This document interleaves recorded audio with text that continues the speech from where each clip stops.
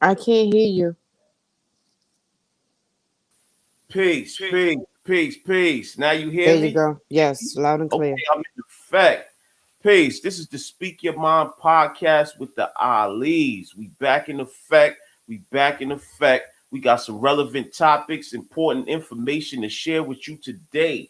Today is the the 28th day of March, which is the Wisdom Build or Destroy Day of March. Wisdom is the manifestation of everything you know and put in effect in your life. Build is to add on, construct, and elevate on everything positive within your circumference in order to destroy everything that's negative and keep that away from you and your people.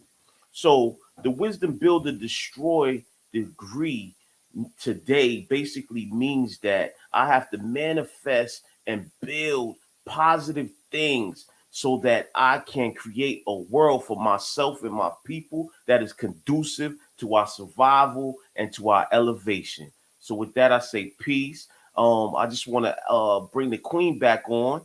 Queen, where you at? Peace. Peace. We can't see you. I'm here.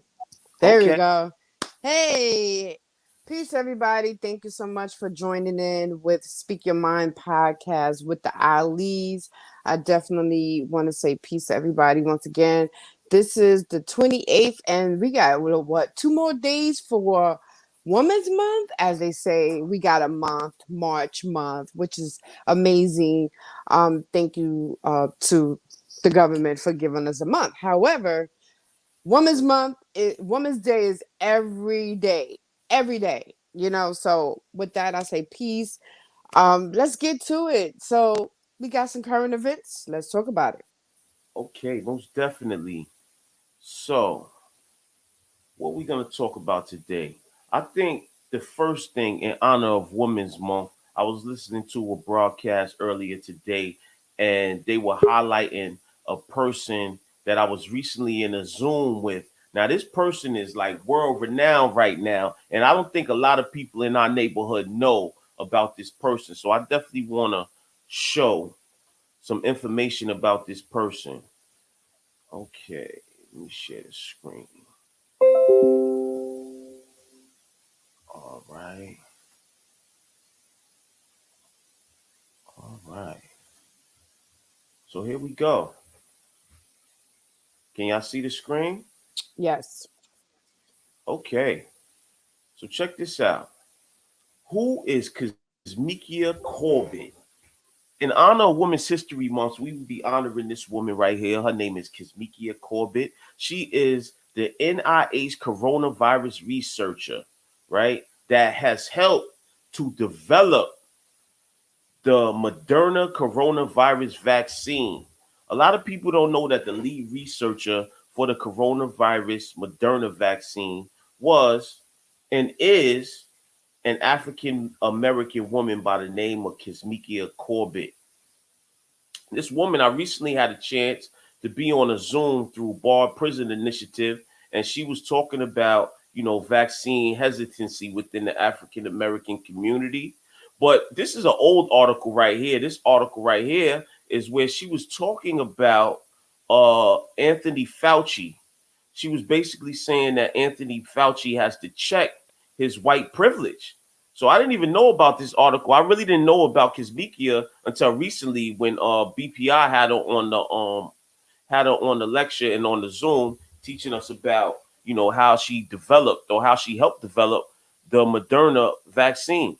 So in this article it says the novel coronavirus has killed more than 150,000. Now I think we're up to 500 and plus thousand people and infected over 2 million individuals in the world. Mind you, this is from last April. Recently, Dr. Kizmikia Corbett, who was described by the National Institutes of Health as the lead member of the U.S. vaccine development team, called the COVID-19 pandemic as a black genocide. And the well known researcher condemned what she called systematic oppression by white people. Corbett Mm. responded to a tweet urging the director of the National Institute of Allergy and Infectious Diseases, Dr. Anthony Fauci and the general surgeon, Dr. Jerome Adams, to check their privilege. Wow. Mm. So not only is this black woman the lead researcher in the National Institutes of Health and on the coronavirus team to develop this uh, Moderna vaccine, she also had the courage to speak out against systematic and racial oppression within the country, and to speak out against Dr. Anthony Fauci, who is supposedly the head scientist in America. So the Wow. 34-year-old immunologist with the Vaccine Research Center, a division of NIA, Corbett's Twitter biography reads: virology, vaccinology, vaginology, venology. My tweets are my own. My science is the world's. She tweeted a Bloomberg article about how the poor are dying at higher rates from coronavirus on March 29th, and she mentioned that doctors would deliberately choose to deny ventilators to black Americans, leaving them to die instead. She wrote, I tweet for the people who will die when doctors has to choose who gets the last ventilator and ultimately who lives. Later Mm. on April 9th, someone replied, it's so scary to think about. I know when it comes to it, people will turn away or left to die because they are black. While another netizen said, "Oh, that must be a new term, netizen. Now we're not citizens, we're netizens now." Well, anyway, they said they hate us. This virus is surefire way to get rid of us without having to lift a finger. At that time, Corbett wrote on Twitter that some have gone as far to call it genocide. I plead the fifth, and this is the actual tweet that she had put in. So this was last year, and she, Mm. I mean, they can't deny her science because she was the one who actually developed this this Vaccine. vaccine and the Mm-hmm. science that's behind it. So they couldn't deny her science, but she at the same time was speaking out about the systematic oppression and racism that Mm-hmm. is going on currently in our society. So you Wow. have anything to say about that, Queen? No, it's, I want to, hey, right now there's a debate going on. There's a black woman who came out with this vaccine. We should be grateful. We should be saying, a black woman, black person, black man, black woman, we all the same. However, at the end of the day, we should give some big ups to this young lady who did it, who put it together, who is speaking out against the racism when it come down to the medical aspect of it. Um, and not because she's black and she's a woman, don't put her down. I noticed that as long as other people, other class of people are able to make medicine or make money or do whatever it is that we can do that we're doing, it's okay. Nobody talk about them. But as soon as other people, as myself, my complexion of people, um, do certain things, somebody always got something to say. And it's always negative. It's hardly anything positive, and that's sad. Why is it that we okay with our race of people always stand at the bottom when we go to school and we actually make things happen for ourselves? What is the issue with our race of folks?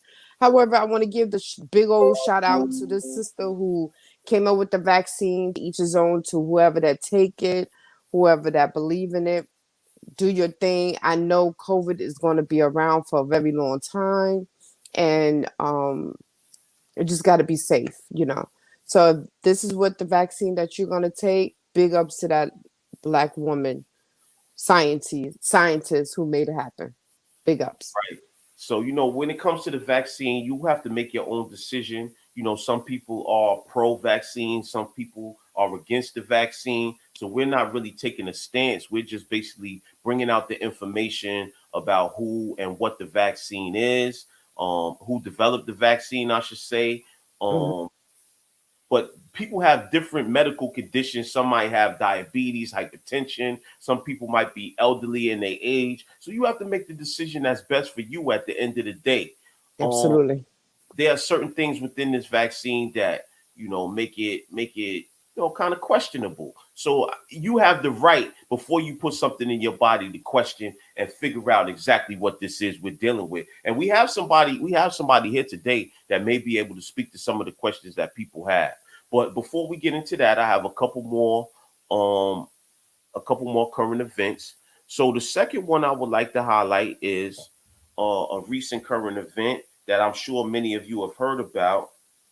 Um, this right here was, it's just showing that America's getting back to, uh, pre-pandemic violence. So this right here is, the shooting that was in Colorado on Monday. So it says suspect in Colorado grocery store shooting faces 10 counts of murder, police say.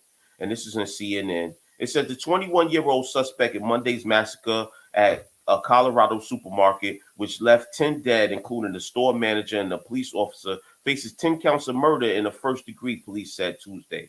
Ahmad Alawai Alisa of Arvada near Denver is accused of opening fire Monday afternoon at the King Superstore in the University city of Boulder, killing people ranging in age from 20 to 65, authorities said.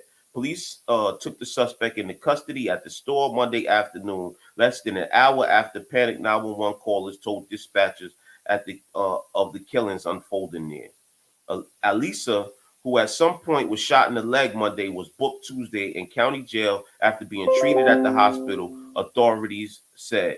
Officers described his wound as a through and through gunshot wound in his upper right thigh. According to the affidavit from Boulder County, it wasn't clear who shot him, Boulder Police Chief Maris Harold said. So this is an Wow. issue right here.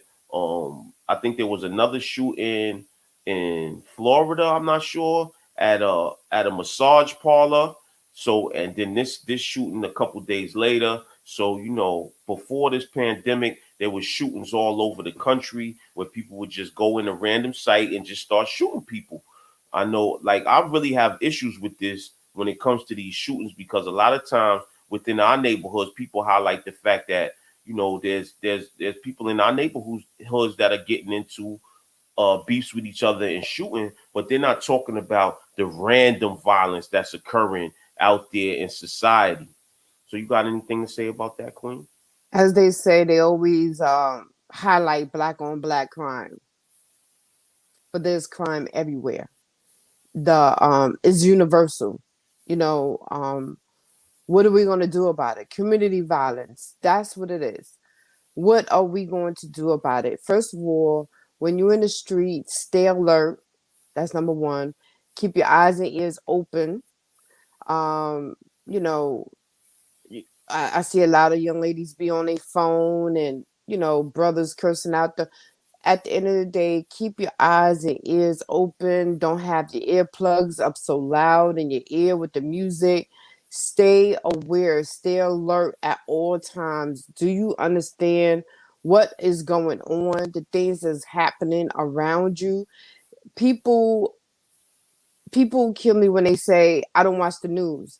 But if you don't watch the news and stay alert of what's going on in your neighborhood, you might walk or drive into a situation that something probably just happened or something could have happened near you and you go outside and you don't even know that these things is going on. So with that being said, stay alert, stay visual, you know, having your earplugs up loud, trying to. I understand we all want to enjoy the life that we have, the one life we have, but we have to stay alert at all times. That's all I want to say. It's way more, but Speak Your Mind podcast, sometimes we got to keep our mouth closed. So another issue that I just got a call from my brother, I think like 2 days ago, and he said that in his neighborhood, which is in Richmond, right outside of Richmond, off of West Broad, um, an individual actually went inside of a school and lured two young girls out from the middle school, and basically he shot one of the young ladies 4 times, and I'm not sure if this young lady is dead, but they're saying that this was a young black male that shot this young white girl, and basically it was a lot of police. There was a lot of police in the area at the time because they was trying to figure out what was going on. But long story short, what happened was my niece was trying to come back to her household. They live in a household that's predominantly white. I mean, not a household, but a neighborhood that's predominantly white, like a cul-de-sac. And when she was coming back to try to find out what's going on with her parents, the police pulled her over, and she had an elderly white male in the car that was her friend's father that she was going to drop off. And they pulled out the car at gunpoint. And, she never really experienced anything like that. So, she's basically traumatized from the event because she was racially profiled. They said that they were looking for a young black male, and they actually racially profiled her, pull her out the car at gunpoint. And, these are the type of things that we face. And I was telling my brother, you're kind of shielded because you live in a different type of neighborhood. But these are the type of things that I've seen consistently growing up. You know how many times I've been at gunpoint with the police? That's something that I think is, you know, it's normalized. Unfortunately, it's something that I have seen a lot in my life. So I can't say that, this is something that my niece shouldn't have known about, but she shouldn't be subjected to it as well. Now, for it's a point in America, it's been a point in America for basically hundreds of years that just being black is you're looked at as a criminal.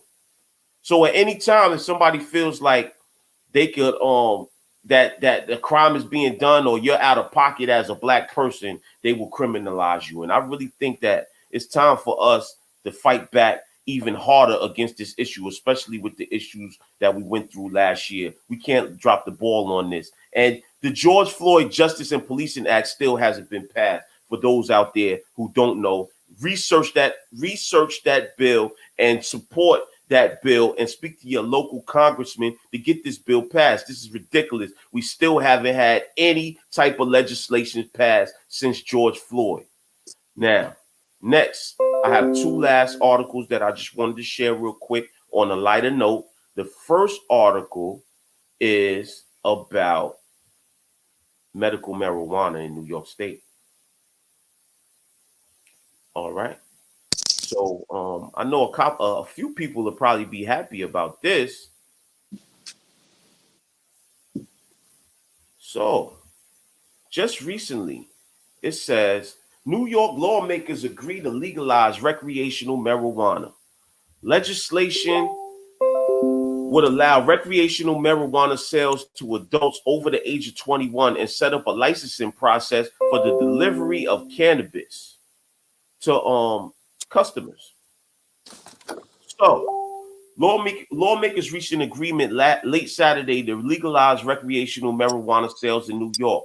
At least 14 other states already allow residents to buy marijuana for recreational use and not just medical use. But New York's past efforts to pass medical marijuana legislation have failed in recent years.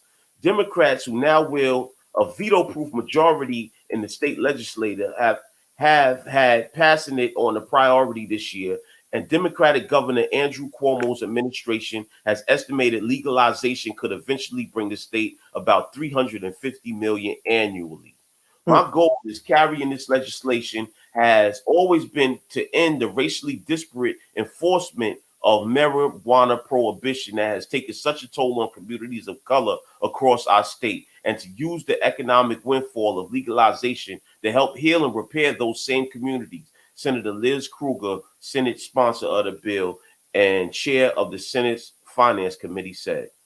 So, what we have here is the possible passing of recreational marijuana use in New York State. This is going to be a historical legislation. I know many of us have gone through being racially profiled for either smelling like marijuana or the car smelling like marijuana, and it gives the officers the right to just pull you out your car and check you and violate you in front of your people. Many people have developed criminal records just for having marijuana. So I would hope that this legislation would not just be some legislation that's put out there and the people that receive the benefits of it are people that have not been affected by it. Now, I was a public health fellow a couple years back, and one of my colleagues that was in the program, he had a project that was dealing with marijuana equity. And that's basically saying that the people who have been most arrested and most affected by the legalization of marijuana, they should be the ones who are able to reap the benefits when it is passed legally. So they should be the ones who are able to have dispensaries. They should be able to actually be able to cultivate the marijuana, and they should be able to have stock in marijuana. They should also be able to have their records wiped away from the past criminalization of marijuana. So you have anything to say about that, Queen? Wow. So that means all the people who have gotten arrested for marijuana, they should be let out, Right, basically. Right. right, Oh, this is, I mean, it's so funny you passed that, but not the real important thing, like a George Floyd bill. right, Wow. right. What are we doing? What are we doing? This is what we really need to be speaking about. So the last thing I want to talk about is Governor Cuomo's policing act that he put in last year. We're coming up on this week. This week, um, basically is the deadline for all of the police stations across New York State to come up with proper legislation for a more comprehensive and community effort in policing in New York State. So the city council just recently put out some information on police reform. I just want to pull it up real quick. Let me pull it up real quick. Okay. And this is the last thing I'm gonna share, and then we're gonna get to our guests that we have today. I don't have them waiting in the background. Don't want them waiting too long. Okay, so City Council approves a package of police reform bills after voting to end qualified immunity for officers. It says here this package includes 5 bills, which Mayor De Blasio plans to sign into law. Wow, where did that go?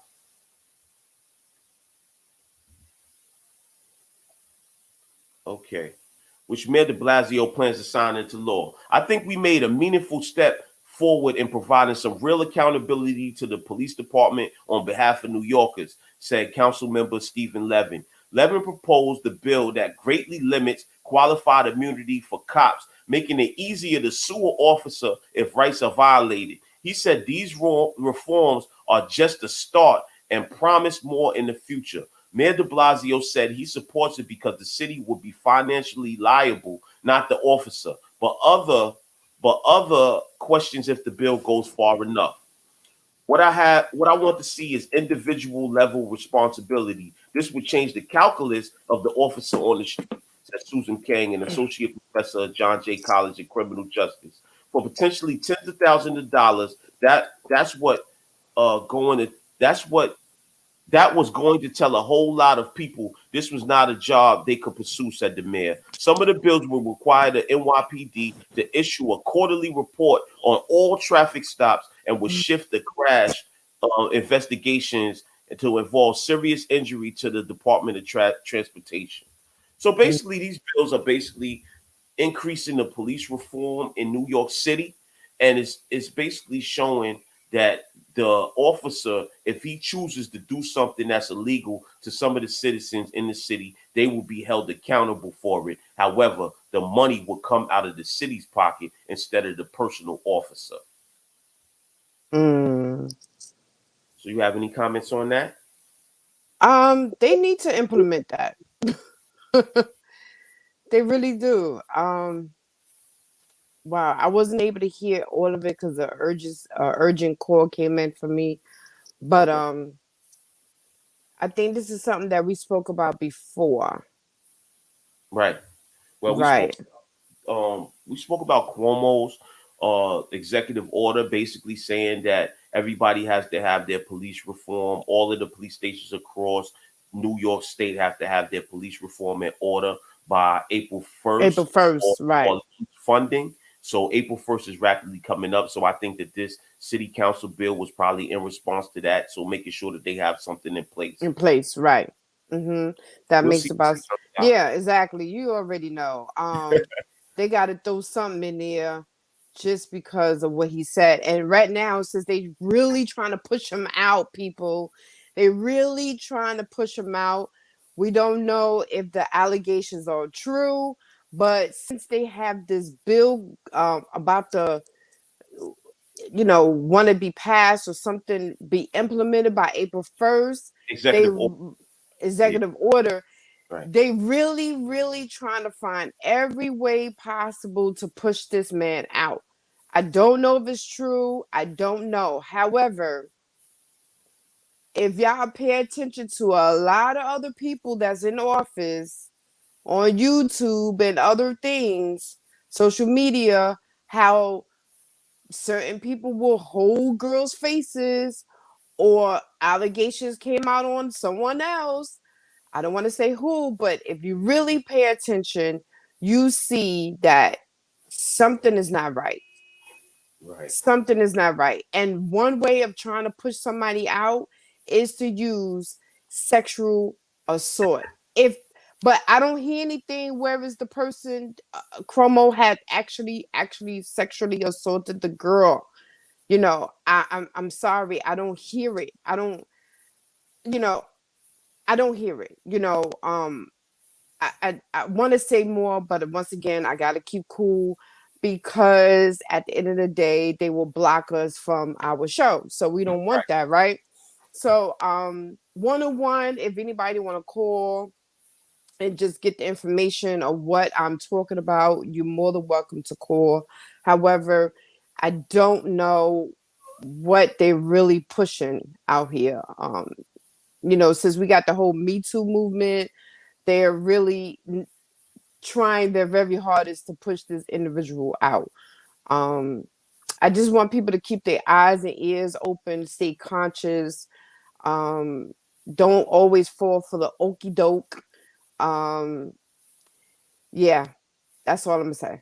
So we got a comment from Dolphine Neal. She says, "Sorry, I got distracted in here. So are the taxpayers paying for it?" So basically, what the article just said about the city council bills that they're putting into place is basically saying that the money will come out of the city's pocket. So basically, yes, the taxpayers are going Taxpayers. to be paying for it. So what is that saying to me? That's saying to me that if a police officer does something to an individual and is found culpable for it, and the police department gets sued, we're going to have to pay for that behavior. So what does that mean? That means that you, me, all of us, we have to be more vocal in our communities and in these town board meetings about this legislation, because initially when the executive order was put in place, the community was supposed to have a voice in exactly what is put into place. But guess what happened? I spoke to a recent person that's in the political field a couple days ago, and they basically said that certain organizations Organizations have been was included. allowed to go Mm-hmm. inside of these meetings, and they Mm-hmm. have not promoted it to the general And population. public. Mm-hmm. So these people are basically choosing themselves to be the representatives for us, and we're the ones that are supposed to be in those meetings. And that's the worst part. That's the worst part. So I don't Right. want to belabor this a lot. I don't want to belabor this a lot because we have some information today about self-care and matters of the heart. We have two great guests. We have two great guests. So let me just, matter of fact, this time you introduce the guests. You introduce the No, guests. you're doing such a great job. No, I wanna keep this equity thing going on today. And then it's Women's Month. So you introduce Yes, two great guests. absolutely. So these two great guests that you're speaking of, uh, actually is three, right? So is myself. So all three great guests are very dear to your heart. I already know. One is your loving wife. Two is your coworker. And the third one is our adopted baby sister. Basically. So we are here, to spread some information about women's health, okay? Women's health. And also, I will be speaking on self care. So, Tonie will be speaking on women's health and the matters of her heart because she is going through a couple of health issues. And I just want any woman that's out there, if you could call in today and just give support and give some love and give some encouraging words to our sister for this afternoon, it would be good. It would be great because this is what we need as sisterhood, right? So you have myself talking about self-care. How do we take care of ourselves as people, not just women, but people, And then we have our sister Shabazz. She would be on as well, speaking about her health issue and also giving some information on the medical aspect as well. Okay. So first up, we have Tonie Dreher, the woman specialist. Peace, Tony. Peace. Peace, God. Peace, Queen. Peace. Thank you for having me. Um, I'm just going to talk a little bit about my situation. Right. So And give us a minute. Let's get the other guests Another on. person on, okay, and then Yes. we'll get right into it. All right. Yes. So secondly, we have Shavonna Warmington, Also known as Shabazz. also known as Sarah Shabazz. So, Yes. Shavonna, what is your title again as far as your field? I have quite a few different things I do in the field. So as a flatliner, I'm a frontliner because if I go into all of it, then I got to break down all these titles and where they are. Just Hmm. know that I try my best to make sure you leave the way you came in, breathing and hopefully healthier. I don't like the body bag ending. Let's leave it there. Okay. Right. So before we start, I just want to say, now that we got the cliffhanger, please go to YouTube and subscribe to Speak Your Mind podcast with the Allis. Subscribe to Absolutely. the channel and hit the notification bell. Also, like the video and share the video on all your social media platforms as soon as possible. And thank you. Hmm. So Thank now I'm going to pass it up. I'm going to pass it over to my beautiful queen so she can have you. this relevant discussion with the two queens that we have on our channel today. Peace. Peace. So today is Women's Month once again, and we want to bring certain topics to the forefront. Why? Because self-care is everything.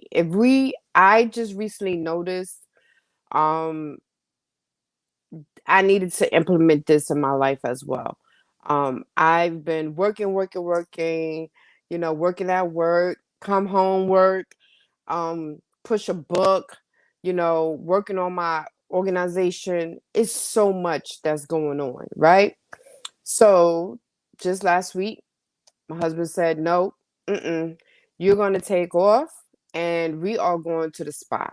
So that meant everything to me because um I felt that I was drowning. I felt that I was drowning. So self-care is needed. This is a discussion that we all need to talk about today. Health matters, hearts matter. Why? As Tonie came up with the title, due to the fact that you don't know who's hurting. You don't know whose heart is hurting. You don't know who is going through what. And at the time you could be a walking ticking time bomb. Why? Because you don't know if a person is okay on the inside, health wise, mentally, all of that. And somebody could say one thing to you and you could just go off. So Tony is going to share her matters of the heart piece. And then we have Shavonna, also known as Shabazz. She's going to speak on the health aspect. She have went through a little phase in her experience journey just recently, and I let her tell her part.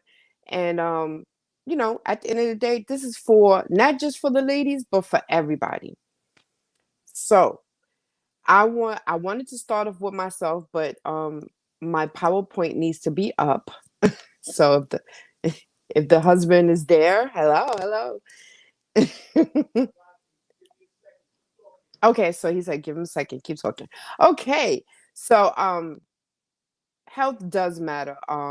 You know, it we was taught that we can take the pain, right?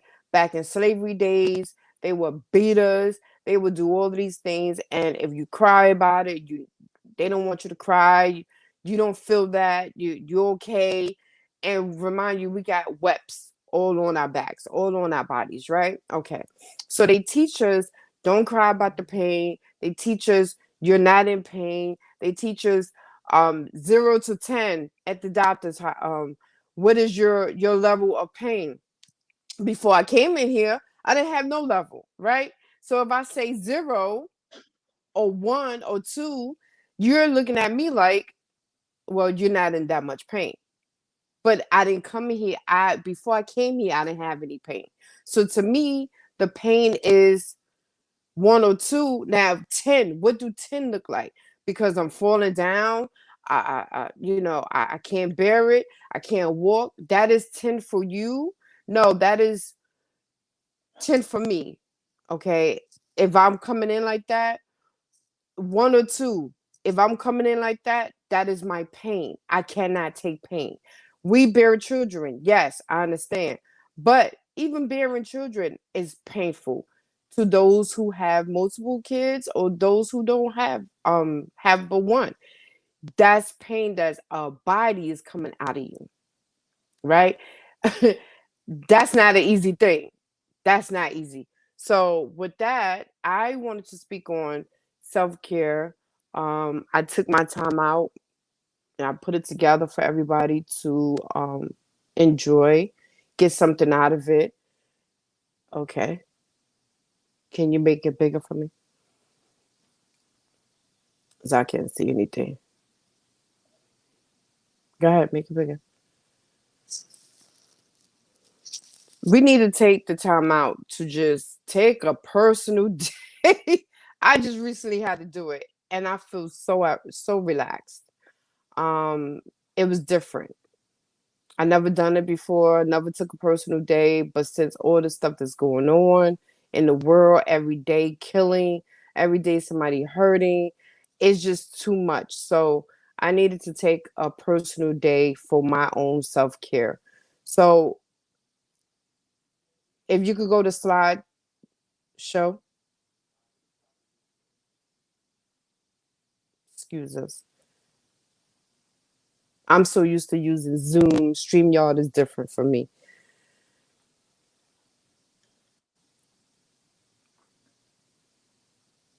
Tony, as soon as I'm done, we get right into you. Take your time. Yes, that helped your nerves a little Take your time. bit. She said the last time she was nervous. I hope she's not nervous now. I'm always nervous. It's that energy. Well, this is why we need to talk about energy. I know this for myself. When I'm about to speak somewhere, I get really, really nervous. I get scared. I'm like, what am I going to say? Now I'm calm.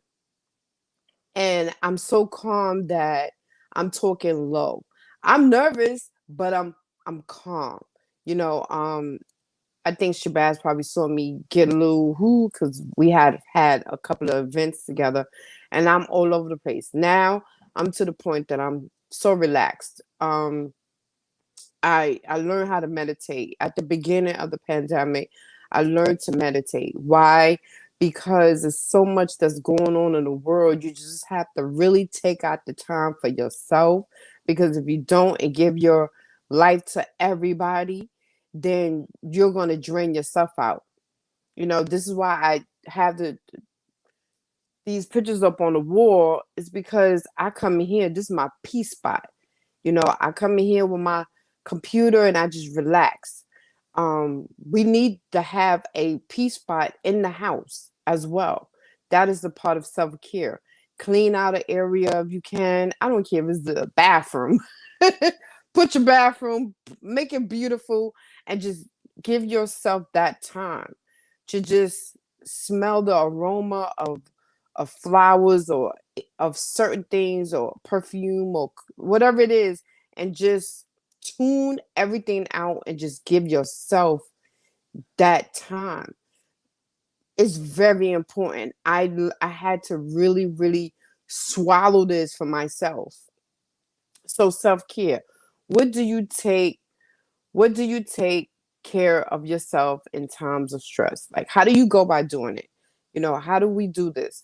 As you see, there's a, a sister that's on the floor, on the ground, and she just smiling and inhaling the air.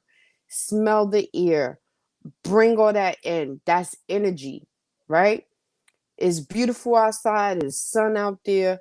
Enjoy the air. Can you go to the next one?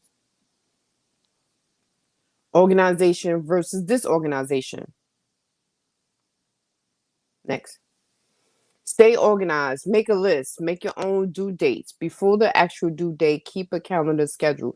So for me, writing my journal book with my sister, I wanted to make a due date. So my due date was March 20th, but since we had a little situation, I had to push it to April 28th. These are very important dates. So March 20th is my sister's birthday, and April 28th is my second year anniversary. My husband and I anniversary. So with that being said, I had a due date of when I wanted to have my book out, and keep the calendar schedule. Every week I have every Tuesday I have not speaking mind, but speaking mind broadcast with my husband on Sunday, and Tuesday I have my own podcast as well. So I keep my calendar and I keep the schedule going so you can stay focused, right?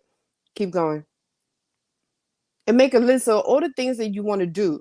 So as you see, what do you see? You see a messy apartment, a messy place, right? So if you're already feeling down, you're going through stress, you're already unhappy, you have, as Tony's going to speak about her medical aspect, the medical piece, you worry, you stress, all these different factors going on.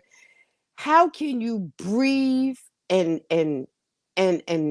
be happy when you come into your place and it's cluttered? When you walk through the door and you see this, I think I might walk out. Because I would be just like, I can't.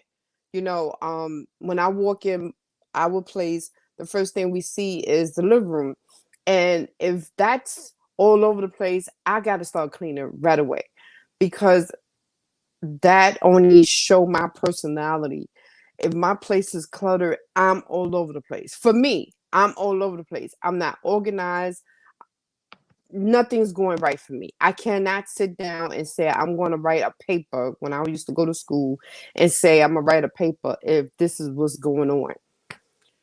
Next. Having a messy room might be the result of a lot of factors. So what are the factors? It might be stress. You might have children in the house that is not cleaning up, or because sometimes it could be our kids mess. We clean up and then they come and mess it up again, which is cool, but we got to teach them how to organize their toys, right? So here we go. Then we might have some people that might be going through depression. That may be a sign of depression. No, some people might be hoarders. Some people might keep every little trinket they have just to have it. But then after a while, we got to get rid of those things. I remember my husband used to say, how many comforters do you need for one bed? So I start throwing stuff away.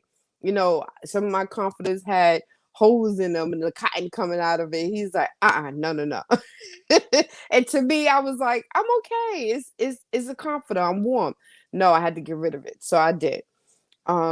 Next, please. Or maybe we just got too much stuff. Too much stuff. I've been in my place for 20 plus years. So that means I have collected a lot of stuff. So just recently, we just start throwing a lot of stuff away. Because why? Too much clutter would just bring in more issues. Roaches, blah, blah, blah. Little people that don't pay no rent, right? Next.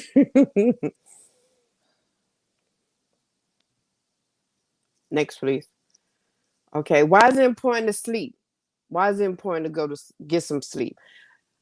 Sleep is everything. Sleep, if you do not get enough sleep, which I know I do not, because every night I wind up going to bed by 1 o'clock. Why? Because I am on the computer. So here we go. You're not getting enough sleep. You're not able to, your body and your mind is not working correctly.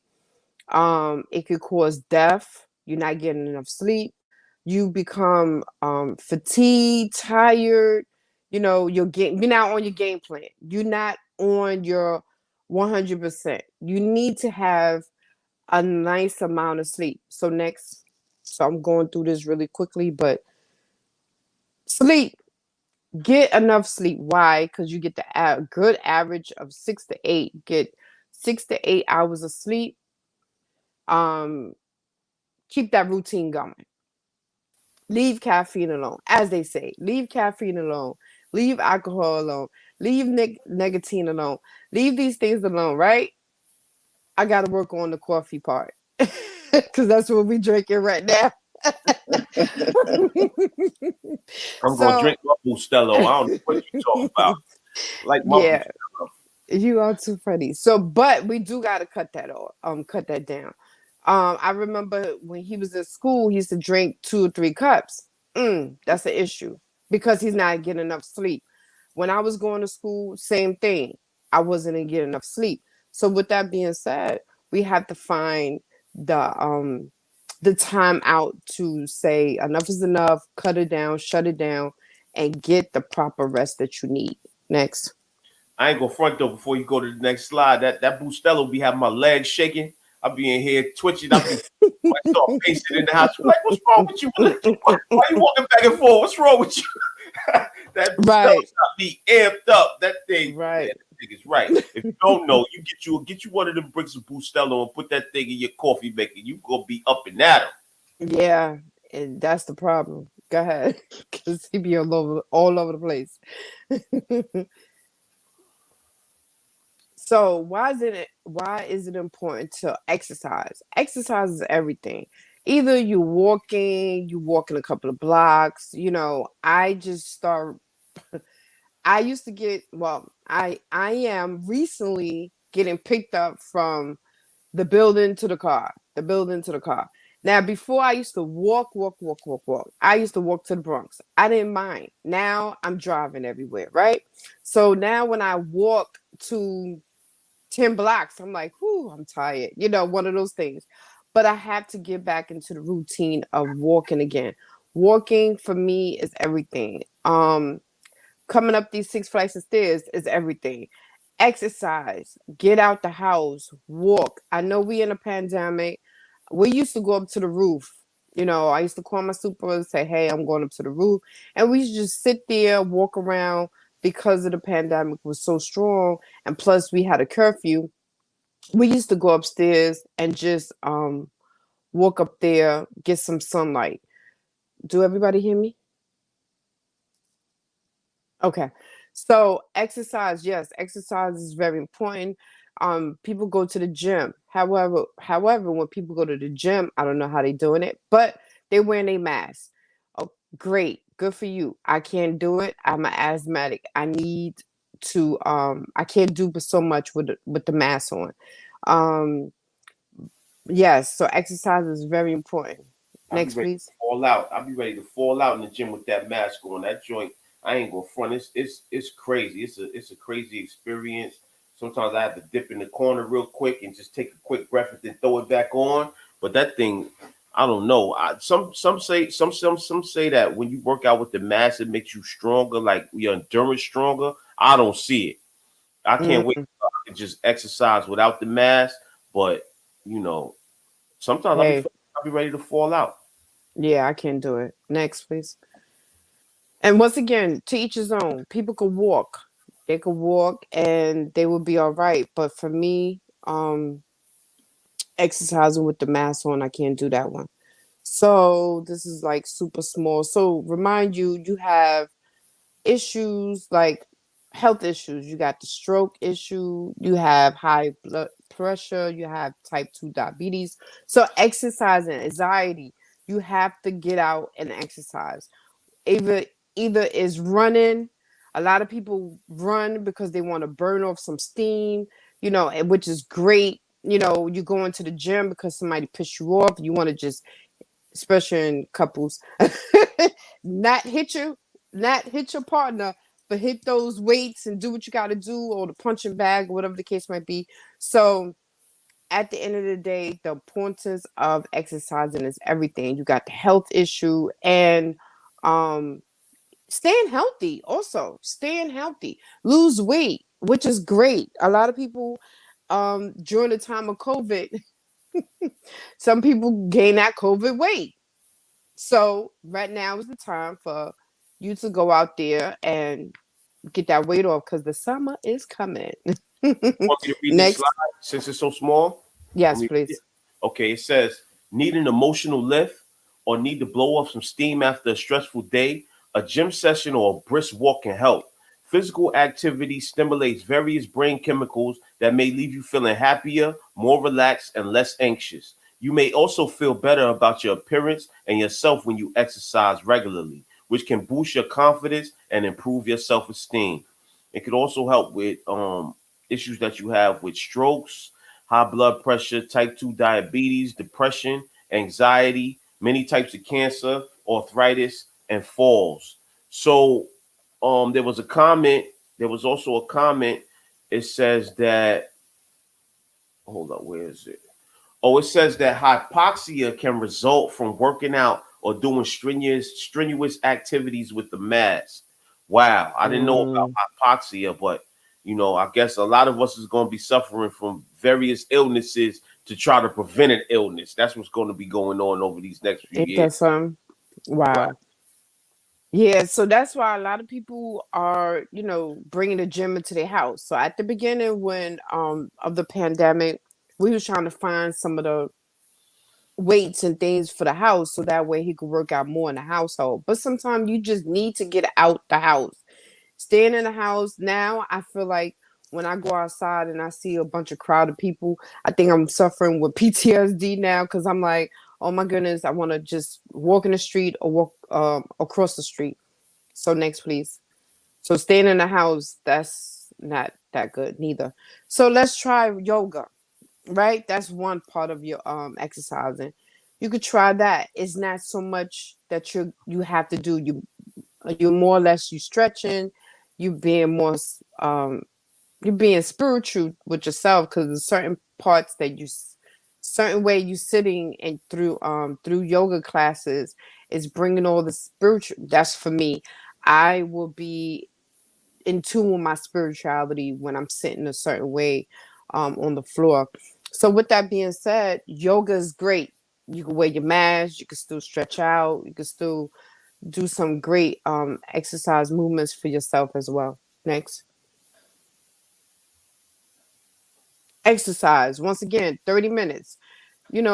Walk, run, walk with someone or walk in a group, also be socially distanced. So you got a big park, y'all could just social distance, y'all could take your time, y'all could walk. That's more, I think more females, sisterhood, we need to start doing stuff like that just to get out the house. The summer's coming, COVID's not going nowhere, so we still got to be safe, right? But we still need to interact because we are human beings. We still want to interact with people.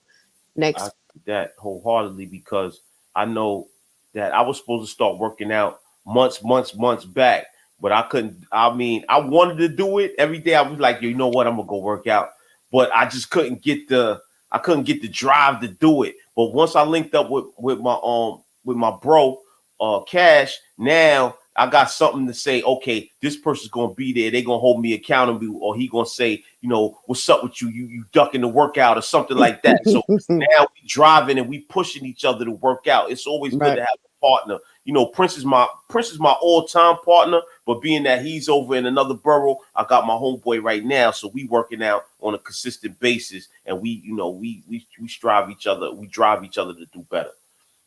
Well, that's something I should work on. Gather up a couple of ladies and let's go and work out. So, why isn't meditation important?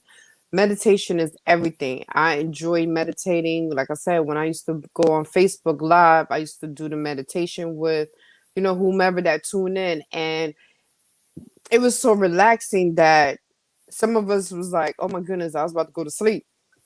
Because we need that.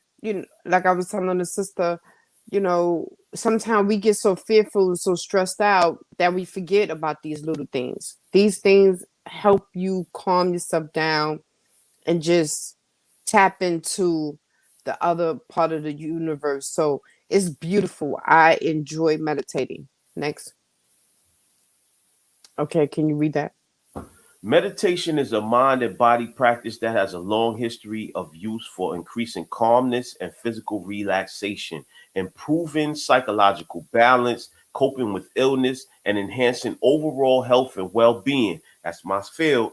Mind and body practices focus on the interactions among brain, mind, body, and behavior. Excellent. Right.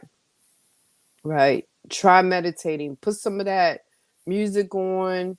Go on YouTube and look for meditation music, and it's so relaxing. I cannot stress it. No more, no less. I just really, really enjoy um the calmness. And then you gain your peace. Like, if somebody coming in and they start distracting your peace, you get back into your peace mode, and listen, you doing something to me, you making me anxious. It's time for you to go. Whoever it is. Next, please. And if you like me, you don't really want to have just straight silence. You could put on the Sade, or some meditation music, some background noise like some waterfalls or Mhm. anything like that helps you to just focus and drift off into that self. Right. So they say try group meditation. Once again, you could start up a YouTube channel, Facebook channel, and just have a group of people be a part of your meditation space. Enjoy it, follow it every day. We carry on so much, especially, I want to say especially our women, because we got our children, we got mates, we have, so much stuff, work, we got to come home and still maintain everything in the house. So meditating, give yourself that. If you can't give yourself anything else, just give yourself some time to relax and enjoy yourself. That is a part of self-care. Next. And I'm not just talking about nails and feet, getting your petty and your medi and your hair done. Is more to it. So eat healthy. I can't see it. Okay, so eat healthy. Eat your Mhm. fruits and veggies. That's my number one thing. Eat your fruits and veggies. We just recently just went out to Jersey and got us some fresh fruits and vegetables. So I'm in fruit and vegetable heaven right now. After this, I'm gonna eat me some carrots and some apples and some strawberries and all of that. Sometimes I think I eat so much fruit that I just have a fruit overload, and I'll be right on the toilet. But anyway, Oh my so goodness. it says limit added sugar, processed food, and animal fat. Sugar in a lot of the foods that we eat. So you got to look at the ingredients to make sure that the sugar content isn't too much for your day, and you got to basically look at how much sugar you should take in for the day and eat your food according to that. Like, so let's just say how many ever the amount the recommended daily amount is. Maybe yours is a little bit more or a little bit less, but look at your foods on a daily basis and figure out if you have the required daily amount of a certain thing, and if it's over, try to limit it. So Mm-hmm. now, take time to enjoy your food. That's something that my wife gets on me all the time about, because I can't front. I was in state prison and we had 15 minutes to eat. So I'd be gobbling down food real fast. And, it's not good and it's not healthy. So you have to take time and chew every bite and savor the food, taste the food, love the food, especially if somebody put love in the food when they made it. You got to put love in the food when you eat it. So, and lastly, stay hydrated. Drink that water, not so much soda and juice, because a lot of these juices have way more sugar in it than the sodas. So Right. you gotta pay attention to that. You got to look at these labels and find out, is this too much sugar in this drink? But mostly drink a lot of water. They got the alkaline water, they got Fiji water, spring water. Just drink water. Don't drink that New York water though, because it's cloudy. I don't know what's going on. We got the filter. So get you a filter. And if anything, go get you some of that alkaline, that bottled water or something, but stay hydrated. That's right. Next, please. Absolutely. Thank you.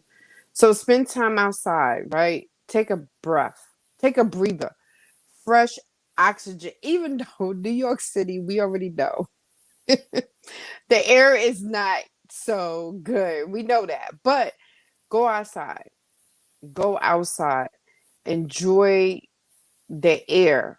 I saw Nikki, she put the other day on her post that where she came from, I think she went to St. Thomas, the air is different than out here. Yes, it is. Yes, it is. I definitely agree with that. When we went to Jamaica, it was everything. My asthma didn't act up. None of those things was going on. So with that being said, I understand the air is not so good, but go outside.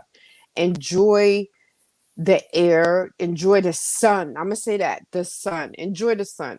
Once again, like I said, when the pandemic was really was out, we went upstairs to the roof and we just enjoyed the sun. We absorbed it. Oh my goodness, it felt so good. Boost your immune system. So we just talked about eating fresh vegetables, your greens, all of those things. Build up your immune system. Take your vitamins. Less of certain other type of foods. Milk, this cow milk is not good for us. I'm gonna say that. Cow milk is not good for us. Why are we drinking cow milk? Okay. Decrease the stress, increase happiness. What makes you happy? Do those things that make you happy. Things that bring you stress. Now I understand. Listen, my husband would tell you I have mail inside of my post office. I mean, inside of my mailbox. Why? Because it brings me stress. I don't want to see no bills. I already know I have to give my money to Con Ed and whoever else. I don't want to see it. I just leave the bills inside of the in the box. And he's like, "When are you gonna take the mail?" It's just bills. I don't want to see it. It brings me stress. Anything that brings me stress, I don't want to deal with it. I don't have to, it's not good for my health. Next. Now, good stress is all right. We have children. That's good stress.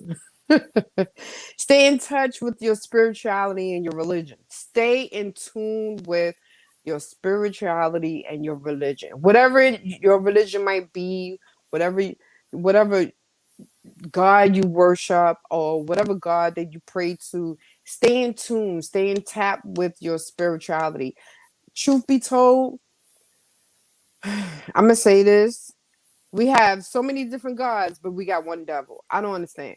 But to each his own.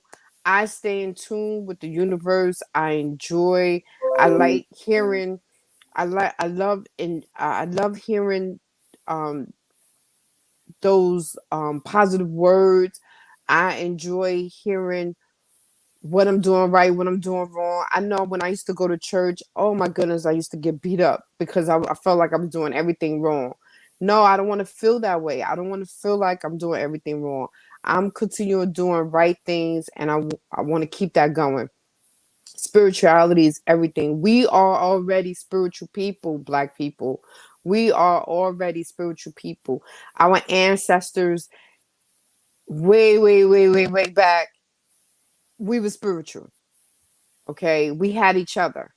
Now, I don't know what's going on. That's another topic. Next, I'm not even going to tap in that one. Mm. Yeah, don't even spend time with friends, right? Spend time with family, friends, and pets. Family, friends, and your pets. So your pet is somebody you enjoy, your dog, your cat, your fish, whatever it is. Enjoy your pet. Everybody needs some love, right? So my cat got an attitude. Your pet is crazy. She got attitude, and Right. unfortunately she's blind now. So however, friends, family, spend time with them. I share tears when I can't spend time with my family. Why? Because of this whole pandemic. You know, I'm a family person. I really enjoy laughing and being with my family. Friends, I used to have my friends come over. We could eat, we could laugh, we could watch boxing. We used to watch, all of that I enjoy. But right now, since the way things is, I have to cut it. Why? Because it's for my own sanity and my own health to stay alive as long as I can. Next. But this is also a part of self-care. Being around with your family, friends, and enjoy your pet. And treat yourself. Treat yourself. We're not going to talk about them cookies there because we just talked about sugar, right? So treat yourself. Let's go out, buy you something. Go online, order something. Listen, I am someone who always has little trinkets. So here we go. Order something, right? So you got the mat, the hand mat, as you see, and then you got the other piece to it. Then I have also order something, right? If you can see that, the apron. Mother's Day is coming up. Order something. I have earrings. I have all these great things in here. I just order and I just give it back to my people. So with that, treat yourself. Buy yourself something good. Buy yourself some flowers. Buy yourself a plant. Water your plant. Talk to your plant. See how beautiful it blossom. You know, um, it's so much that you could do for yourself. Remember, what makes you happy? So that is something I want to share with you guys. Tap into you, not everybody else all the time. Next, I think I'm on my last one. Try something different. This I will not do, but try something different. I'm sorry, I would not do this. I did maybe in my youngin days. My heart ain't good like the way it used to be. My asthma will kick up. I have anxiety attack. All type of strange things just start happening. So for me, but you try something different. Go out there and just jump off the. They got the bungee. Do it. Have fun. Enjoy yourself. If I'm good. your mate, yeah, I'm good too. That's why you're my husband. Um, some people be like, "Come on, babe, let's do it." No, I would not. So, try something different. Whatever that different thing is, go for it. And remember, give yourself a timing. Give yourself a time frame. Put on your calendar. Whatever it might be, do it. Do it. And with that, I say peace because that's my last slide. And I want to turn it over to my girl, Tonie. And the reason why I did self care first is because I wanted her to hear that. Right now, I got her attention right now because what she's about to get into hurt my heart when I heard how my sister was in pain. So with that, I want you to share your story, and I'm gonna stay quiet. Thank you. Um, so I'm Tony, uh, and I chose the topic matters of the heart because I'm having some issues with my heart that has been extending over the past 11 years. Uh, the God is my coworker, so he knows a little about. I'm getting ready to go in for a procedure on Tuesday. Let me back up. I had my first open heart surgery in December of 2013.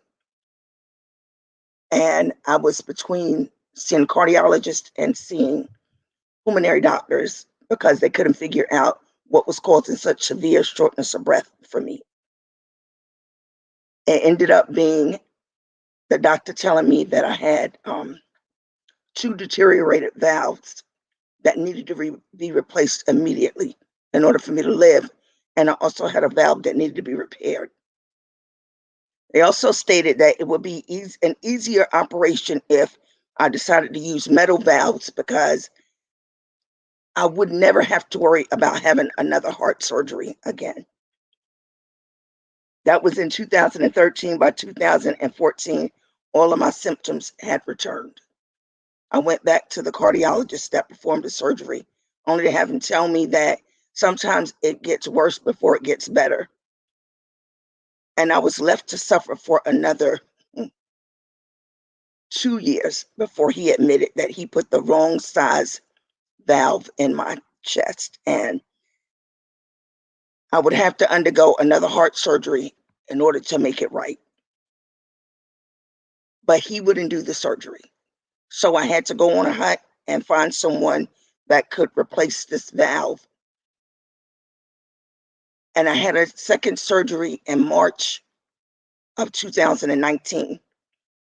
A few months after surgery, all my symptoms returned like nothing ever happened. Um, and it's like I've been on an emotional roller coaster. I think that I spend more time in and out of the hospital than I spend in my house, on my job. I refuse to allow this to break me, but it started to cause me to look at medical disparities in the Black and Brown communities. And I found an article by the Institute of Medicine, which defines disparities as racial or ethnic differences in the quality of healthcare that you are not due to access related factors or clinical needs, preferences, and appropriateness of intervention.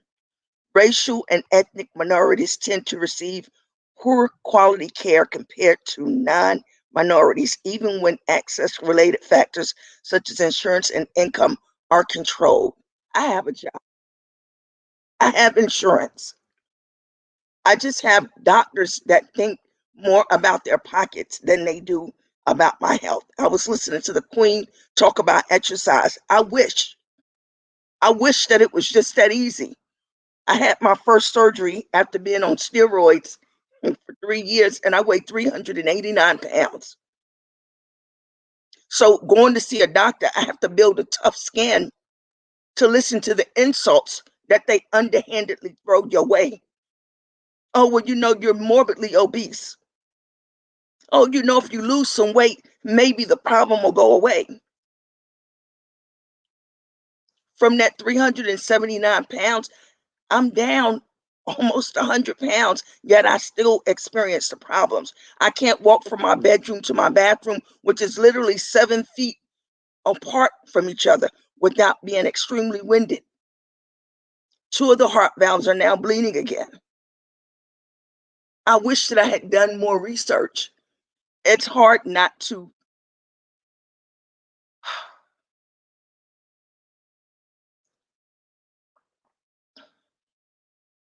The what ifs, the what ifs. I spend so much time with the what ifs.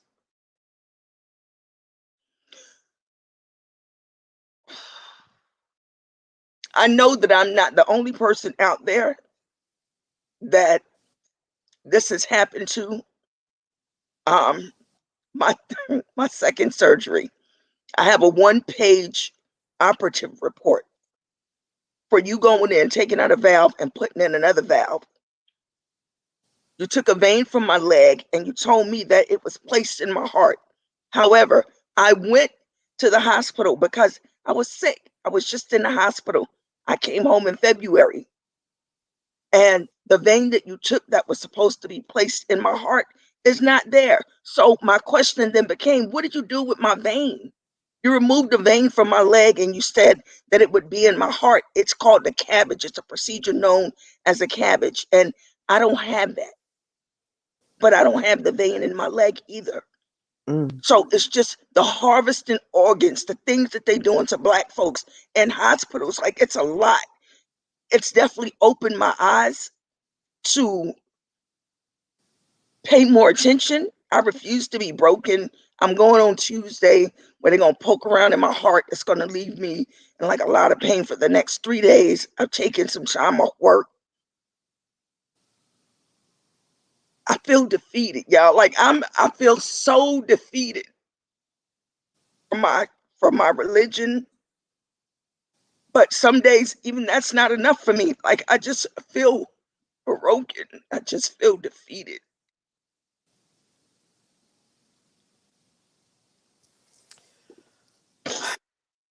Take okay. This is why I said this is why I did what I did first, because just taking those breathing in and out, you know, um I wanted you to come on because I heard your story um when you were sharing with your coworkers. Um and I was like, oh my God, there's so many of us that have gone through health issues, who are going through health issues, and the way we get treated at the hospital. And I'm so sorry you're going through that. Um, you know, people, I hope if you stay in a hospital for a couple of days, people need to come visit you. Let people see that you have support. This young lady, the other sister that's on, um, when I say I need something, she's on it, And when she went to the hospital, I shed tears. And even though she's like, I'm good, I'm good, I'm good, um, I went to my husband and I just cried. And I said, I need to see her. And we drove all the way out to Queens.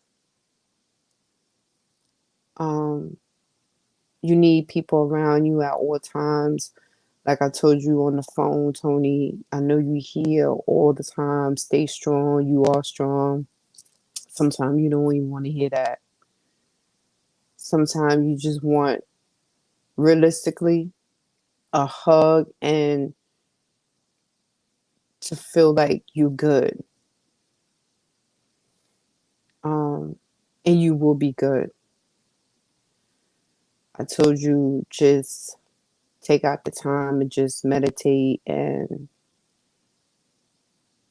pray to Allah. You are here. You went through so much. Last week you spoke about when you was incarcerated. You also spoke about before you was incarcerated, what have happened in the family home. I don't want you to go to the hospital with anxiety, fear, scared, because um, that is what's going to really hurt you more. I need you to go in. You got this. I'm going to get out of here. Mind over matter. Take the negative out. You said you feel defeated. Will you, I see you on our stream, y'all. I hear you every day on the Zoom when y'all have y'all Zooms. You went through hell and back. How you want to say now you defeated? I met you that one time on that boat ride. I said, Lord, this lady crazy, but she's funny. I had so much fun watching y'all just have enjoying life.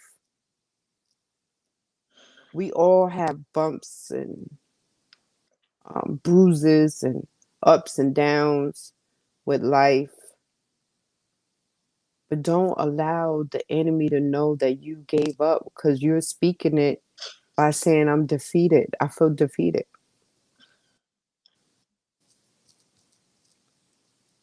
Don't do that. I'm going to beat this. Change that negative to positive words. I'm going to beat this. And I'm going to sue or whatever you need to do. Nah, don't let that get to you. Mm-mm. You belong here. Got more partying to do. Your coworkers love you. I have heard them. So, don't do that. No. I would love for my sister Shabazz to get on and give her some words, please.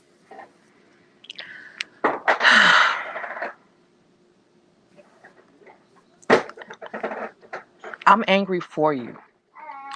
I'm going to say that. I've been in the healthcare field since 2006 working. And over those years, I've definitely seen for a fact things to prove and back everything that you just stated. But I'm going to start with saying this before I get into the ugly part of this field I love so much, which I genuinely love healthcare. And I'll explain why I'm still in it, even though many people have quit because of what you stated. I need you to go in to this procedure with a mindset that you are going to be pulling through greater.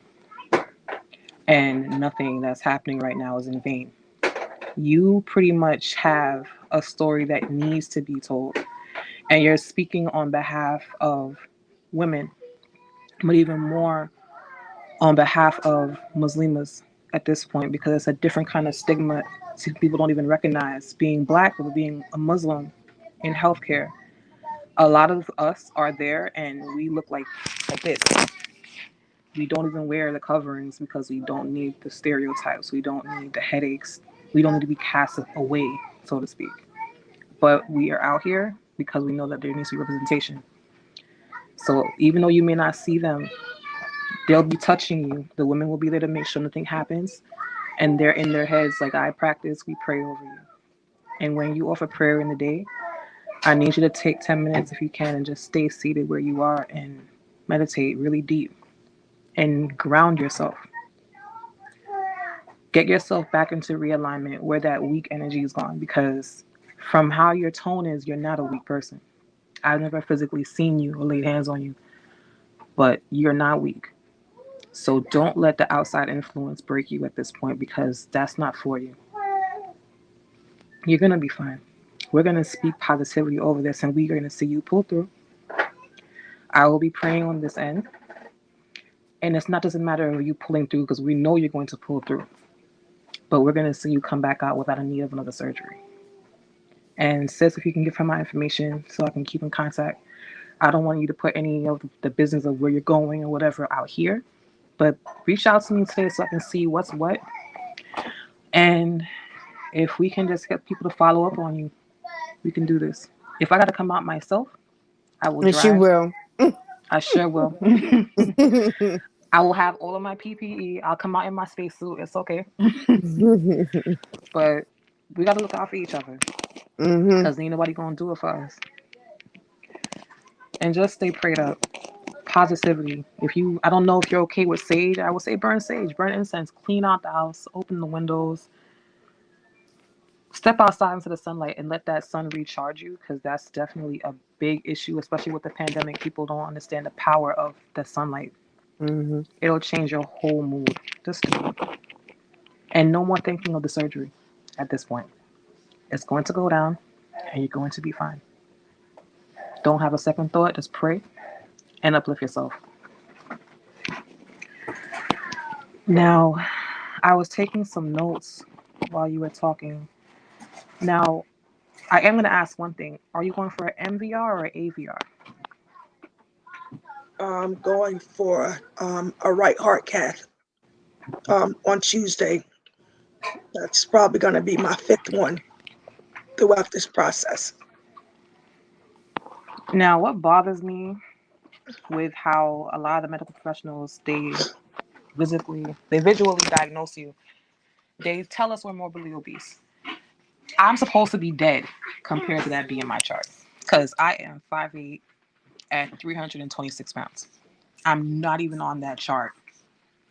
And I had to explain to them, I said, your BMI chart is based only on height and weight, but not on genetics. And it's based on European scales. We don't have European measurements. Not only that, our backgrounds, our genetic makeups, our cultures, the foods we eat, it changes things. Our muscles, which they love to look at and utilize when it comes to sports, boxing, anything to make them some money. They look at us for the muscular build, not remembering our muscles hold weight. So don't let that beat you in the head. You're not morbidly anything. And anyone with an earshot, do a fat index. When you see your fat index, compare that to your weight, and they'll tell you exactly what you are. A lot of people that's being diagnosed as obese probably are not. So let me say that now. Um, when I was going through what my sister had touched on, I got diagnosed with ITP, idiopathic thrombocytopenia, and I was never born with it. I work in healthcare, mind you. I was given a medication for my blood pressure because they needed to drop down because it was constantly high. I have chronic hypertension. The medication that they gave me, it had a different name than it was originally named. And it's a game that Big Pharma does play a lot, where they'll change the name of the medication to recirculate it into the population. The medication dropped my platelet count from the base of 150,000, which is enough to keep you alive. Mine was, of course, higher than that. It dropped it to what we call a 1. A 1 is anything 1,000 and less. And I did not know that I was bleeding internally for weeks until I started seeing blotches in my mouth. I'm like, what is this? I brushed my teeth thinking I could brush it away, and the blood kept pouring from my mouth like water. My blood stopped clotting. So I was dying and drove my dying self to the hospital that I work for. And they were able to pick up on it. They said, listen, you don't even have an hour to make a decision. You need a transfusion. And I was able to go through that. But the fear of it, knowing that, I'll honestly say if I didn't work healthcare, I probably wouldn't have gotten the care I got. And that's a scary part. Even when my sister said she wanted to come see me, I told my mom, I said, okay, you came. I need you to be here for the transfusion because, again, our skin tone isn't exactly smiled upon Hmm. when they don't know your status. So my biggest fear was I'm going to die. I just dropped my kids home. They're never going to see me. No one's here to speak on my behalf. Get here if you can. Bring my sister with you or somebody else in case you need to be my proxy. So I'm literally making end of life decisions on the bed table. Thank God I pulled through. But again, these are things that if you don't have a tag to elevate you, they're not going to look at you any two ways. And it's disgusting. Hmm. Recently, actually before that, when I went in to have my third daughter, I went to a hospital that didn't know me because I just wanted to be treated like a regular patient. Immediately on site, you're diabetic. Not diabetic, never had diabetes. They did my GTT, they took my blood. None of my levels showed diabetes. We're scheduling a C-section. Again, I have ITP now, so if I get cut, I'm gonna die. So I said I need you to look at that again. And with the high risk pregnancy, I wasn't making it to 40 weeks regardless. Not only do they want to do a C-section, they wanted 42 weeks. And I said, yeah, we're not playing this game. Bounce from Hmm. that hospital to the next one. You're delivering today. That's the response. Get ready. I came in for observation. They said, we'll watch overnight. No diabetics. Nothing. No sugar levels, nothing. They said they're crazy. And these are people who are familiar with me, so they were able to catch it. So my fault was going to a place that didn't know me. So I'll take that. So you hear the noise in the background. That's my lovely bundle over there that they tried to terminate. Mm-hmm. I recently recovered from COVID. That is a scare. I thought it was a flu. Didn't pay much attention because you work in healthcare, you ignore everything. We are the worst patients. Tell you now. And when I got tested, the lady came in. Oh, you're positive. You can go home. What do I do? Because even though I know what I can do, you're billing my insurance. What am I supposed to do? Mm-hmm. If I didn't go back to, again, my PCP who knows me and knows what I do and who I am, I would have never got my Z-Pack. I would have never got any of the other medications I needed, the steroids. My sister, who works in medical field as well, on the other end, between her and my PCP, I was able to get my breathing machines to be home. Mm-hmm. Because had I went to the ER, I would have been on that other machine that nobody walks away from. Mm-hmm. These are things I call it melanin malpractice. Mm. This is the ugly reality of it, where if they don't, again, know you for what you do, you are a bill that's going to be paying them. Not Mm-hmm. even a debt to them. We were walking money. Mm. I hate to say it. And True. I can care less. Like, I know I'm solid in my position when I work. I'm a good person when I work. They can't do much about what I say. Because the truth. I hate to say that we are viewed where we probably, in their eyes, don't feel pain. Sis was right. That's part of what's in the medical books that they study. They show them all the things that happened way back when. Now, with a majority of us now working healthcare, which I'm glad, that's the one part of the pandemic that I did like, is shed light on how much black and brown individuals are frontlining this and taking the bull by the horns and making sure that when you guys walk in, we see you, you know we see you, and you will be taken care of to the highest standard because they know that we see you Mm-hmm. and we hold them accountable. I make it my business. In one case where a patient was ignored and I stepped in, I said, listen, redo it. Mm-hmm. Because if anything happens, I'm snitching. We're all going down. I can't see it. We wake up Mm-hmm. every day to this person died from bullets outside, or this person was stabbed here. The last place I need to see our brothers and sisters die is where they need to be healed. Mm-hmm. In the hospital. So a lot of the times we take that time when you guys come in, we triage you, we're giving you pointers, ask us all these questions off the books. Let us give you insight, spiritual insight, mental insight, emotional insight. I give hugs. You were pregnant during the pandemic with my bunny suit on. I look like Big Hero 6. Giving hugs. That's one place that we need you guys to feel you are being cared for properly on all levels. Mm-hmm. I wish I knew where you were going so I could say, hey, take me off for the next 2 weeks. Because I would do it just to make sure. Mm-hmm. I Well, need you yeah. to focus on that emotional level, though. Like, seriously, just reground yourself. Mm-hmm. Because even while you're sitting there, you're slowly piecing it back together, but you choking on that. Mm-hmm. You are, and I'm right. It's okay. I need you to understand that you're allowed to feel this. You're allowed to feel all of what you're feeling and take a moment, go into your room, cry it out, get it off that one time, and then Mm-hmm. go. And I need you to walk positive.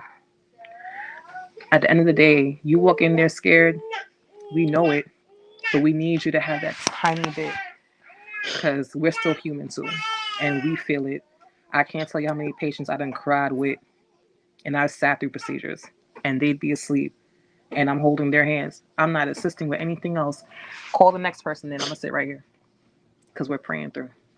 Mm-hmm. You are covered. And don't just take it like, oh, she's just talking in the air. No, you're covered. Mhm. I'm pretty sure you got people listening to this podcast and there it's a good Sunday, Palm Sunday. Those who can, you know what to do. Mhm. I'm not going to poke us in the religious direction, but you know what to do. Mhm. Just stay strong, sis. This is only the beginning of what's going to be a lot of days of you writing about this. You're going to come back and tell us about this.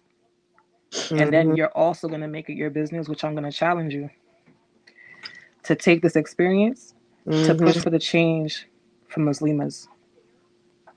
This is not in vain. This is where you have an assignment. And inshallah, it's going to be fine. Mhm. That's Peace. it. Wow. See, this is what we do. When we had the opportunity to face each other, when we are phenomenal women, our support groups, we hug, we women, so we gotta show that love, and that's some of the things that we do. And I definitely miss seeing her and the babies, and you know, we it we I just love it. I love the sisterhood. And when I heard you, Tony, I was like, I need to get her on there because so many other, like you said, so many other women are going through that. I was told I couldn't even have any more children. So with that bothers me too. I don't know what happened, but this is what's going on with me. And I am feeling it all because, of course, I would want to have a baby by my husband because that is my husband, right? So I have only one child, and the midst of me not having him anymore, I gained three others. So with that, we have four kids together. So it's just a lot. We all are going through it. Turn that what you're going through, turn into something positive. Come out and speak on it, and start your own situation. Like we have a girlfriend of ours that have a pain to purpose. So turn your pain into something, your purpose, our purpose. Because I bet you once you come out and say this happened, so many others probably come out and say the same thing, no matter And what I it will is. support it, push it, and Definitely. I'm right behind you. I don't care if we Right. get, what I tell the other girls, you get weak, I'm going to push you right back up. And it's a team Mhm. of us, so it's not even a question. We are here. Absolutely. Absolutely. So I wanted you to come on and share your story, and I thank you so much. If there's anything else that you want to speak on, please feel free to do so. I'm going to give you Shabazz number so that way you stay in touch with her as well. Hmm. I just want to say thank you to everyone. I see the prayers. I really humbly appreciate it. Um, I know there's a reason behind everything. One of the beliefs in the Quran is that nothing happens without the permission of Allah subhanahu wa ta'ala. I'm clear on that. But I still live in that fleshy part, right? That Hmm. gets caught up in why I have to keep doing this over and over and over again. My last day in the hospital, I remember a doctor talking to me so ratchet, and I had to catch myself because it took me right back to the streets. I'm not far Hmm. removed. And so, I asked her, would you allow someone to speak to your mother the way that you're speaking to me? Hmm. Watch your mouth. I got up this morning, like I told you, I started on my bathroom. My shower curtains and things have been just sitting in my closet. And I really have not. I see somebody, Monique, depression, absolutely. Absolutely. And going through this thing, my depression had been upgraded. They were trying to upgrade it to agoraphobia because I didn't like leaving my house. Mm-mm-mm. I didn't like leaving my house because by the time that I get out the door to my car, I can't breathe. I got to sit in the car for about 10 minutes before I can pull off. The anxiety of having an accident because I have severe chest pains all the time, having an accident while I'm driving, hurting myself or somebody else. Mm-hmm. It's just so much. I feel defeated. Mm-hmm. I am not, however, defeated. It's a feeling. And just like everything else in life, it'll pass. That's right. I believe that Allah is using me. But my human flesh says, like, why? Why me? Why Mm-hmm. me? And after listening to Sister Shabazz, why not you, Mm-hmm. Khadijah? Because that's my name. My name is Khadijah. Why not you? Why not you? Why not you? So I'm just grateful for the prayers. My sister's coming out from Connecticut to drive me to this appointment. And I said to my cardiologist, I said, she says, are you familiar with the right cath? Because there was blockage and we couldn't get the test, so we need you to repeat it. I said, of course I'm familiar with it. I Mm-hmm. said, it leaves my heart hurting 3 days after. She says, wow, I never had anyone say that to me before. Well, what do you think happens when you got something poking Okay. around Right. on a person's heart? What do you think happens in there? Mm-hmm. Like you're physically poking around in my heart. And it's like I tell the doctors about me and they tell me what they think, or you diagnose me as soon as I walk in. You don't know anything about me. You've given me asthma, you've given me COPD, and the latest thing is that you've given me emphysema, all because I can't breathe. That's not my issue. Oh, well, who has the medical degree? You may have the medical degree, but I'm telling you that that's not my issue. I was listening to the sister talk about the blood, just bleeding. I tell my doctor, like when I cough in the morning, I'm coughing up blood. I'm coughing up blood. When I brush my teeth, the blood keeps coming. I'm on blood thinners. I'm on blood thinners. A normal cycle for me is not normal. It's like I'm bleeding to death and can't nobody hear me. Wow. Can't nobody hear me. So, it's frustrating. It's Mm-hmm. frustrating. It's so aggravating to know who you are. I lived a whole street life. I wasn't worried about doctors, taking care of myself. I wasn't doing any of that. But when Allah sat me down, Mm-hmm. it was time for me to start taking care of myself because now I'm a vessel, right? I went to people that I thought that I could trust. The medical field. I'm not a cardiologist. They said, oh, you had rheumatic fever as a child. Mama, was I sick as a baby? She says, no. But that's the only reason that your valves will be deteriorated. Mm-hmm. I'm trusting you with my life. And things that you said I'd never have to do again. This is 11 years later. And we starting at the beginning all over again. So it's just a mental, I'm tired. Mm-hmm. I'm tired. I need help, y'all, because I'm tired. Mm-hmm. I'm mentally drained. Like my mental is just tired. Sis, are you in New York? I'm in New Jersey. Okay, that's a bridge. Sis, can you get me your information ASAP? I'm about to hop on a text Mm-hmm. because we have contacts. Okay. Ah, um, yeah, like you said, it's a feeling that is okay to have. You know, um, we only human beings. We only human. We're gonna have feelings. And when they start talking about you, your body, your insides, your this, you're gonna feel this way. And it's like I said, it's okay. Um, Can we take a yeah, can we take a brief intermission? sure. All right.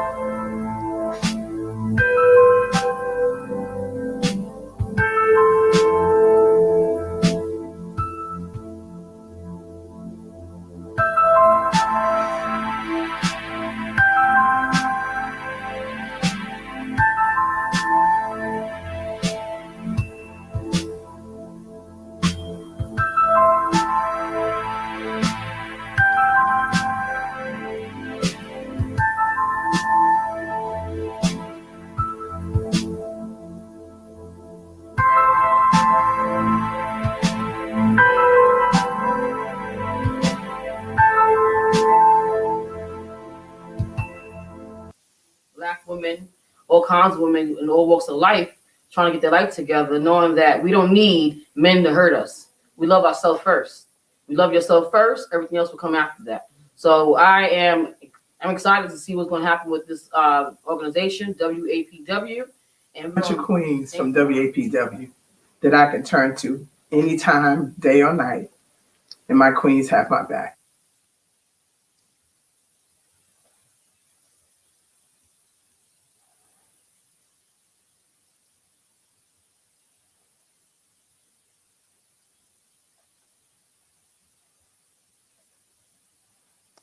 Thank you. Peace. Yeah. Peace, Queen. I just want to say that, you know, I know that you put your all into your work, and my queen, for a reason, she put the self care aspect in first, right? Sometimes we put way more into other people than we put into ourselves, and it has detrimental effects on our health. I mean, we love our work. We do this social work. We do it because we want to help people. We want to assist people. We want people to have a better outcome in life. But in order for us to do that, we have to have the wherewithal, as the God said, the true self before we could be a savior. No, it's always self a savior. Because if we don't save ourselves, then we won't be able to be anybody else's savior.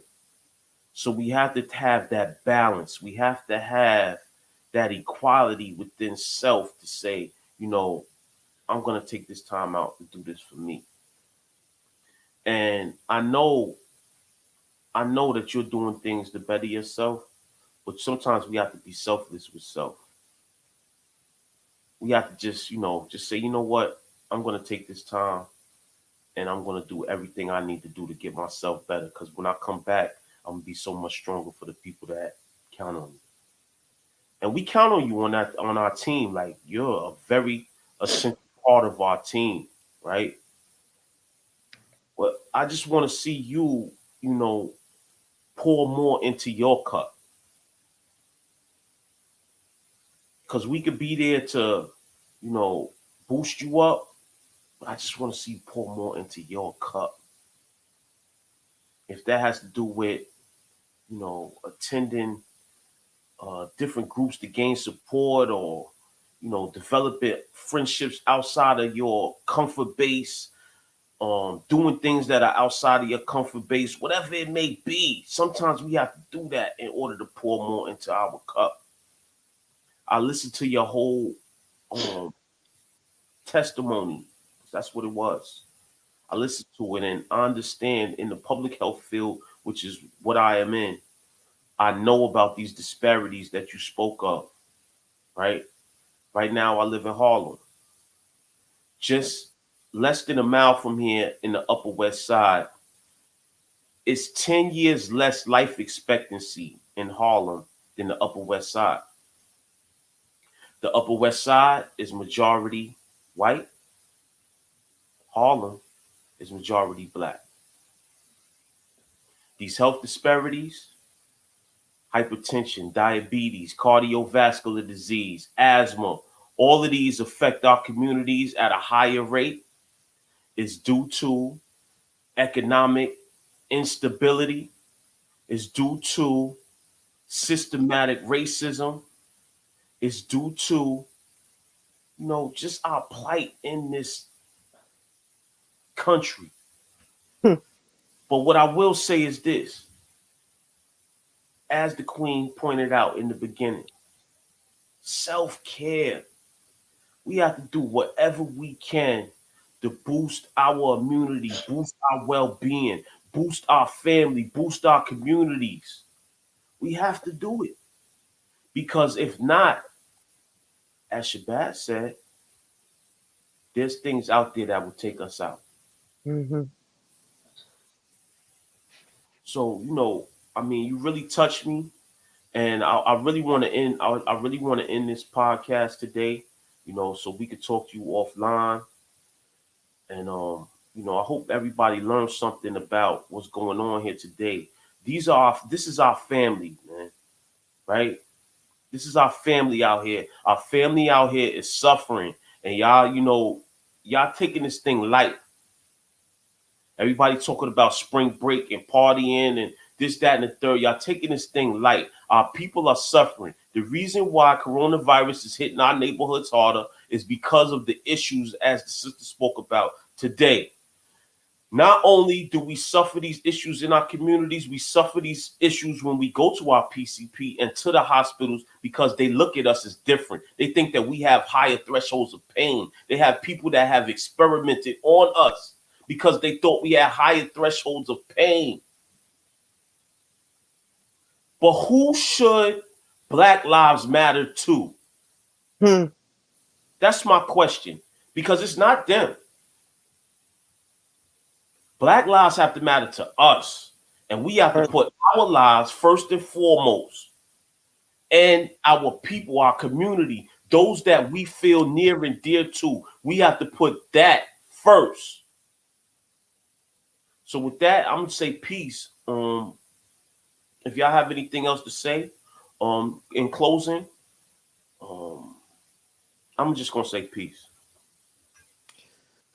Wow, I sense that it touched my husband's heart. Because number one, he do know you, Tonie, and not only that, these are the things that we are dealing with. It's a lot, and we got to start mattering to ourselves as Black people. I want to say,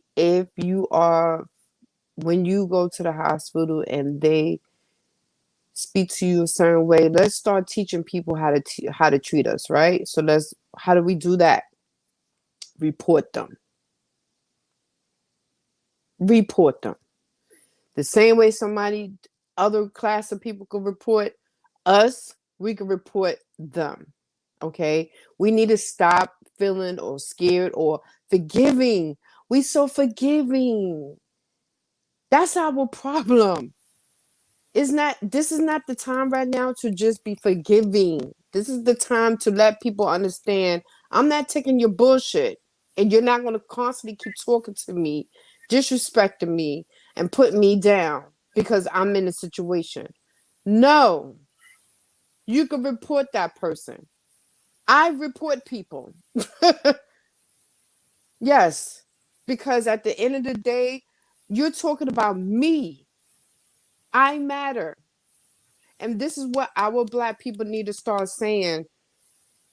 We matter. The Asian people are heavy right now on community violence.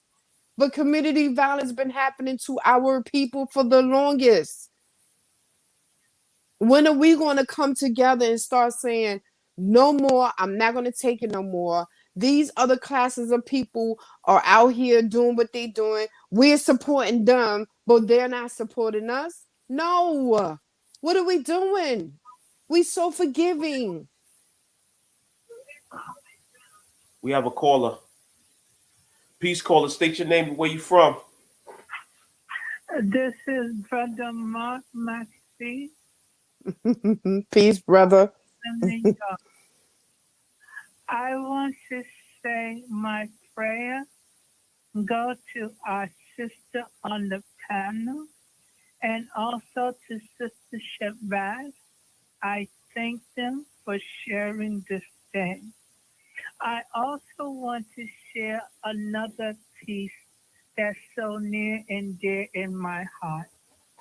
As you know, me and my brother Akil Rose, we have been uplifting our communities, Families United for Solutions, Harlem Liberation School, Harlem Emergency Network, Michelle Obama Democratic Club, and every organization that we assist to bring knowledge, information, and liberation to our community.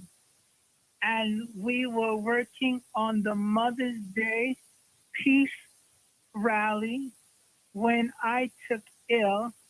And on the day that I should have been at your wedding, I was in hospital fighting for my life.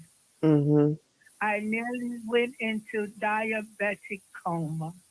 Mm. And a week later, Brother Achille went into coma.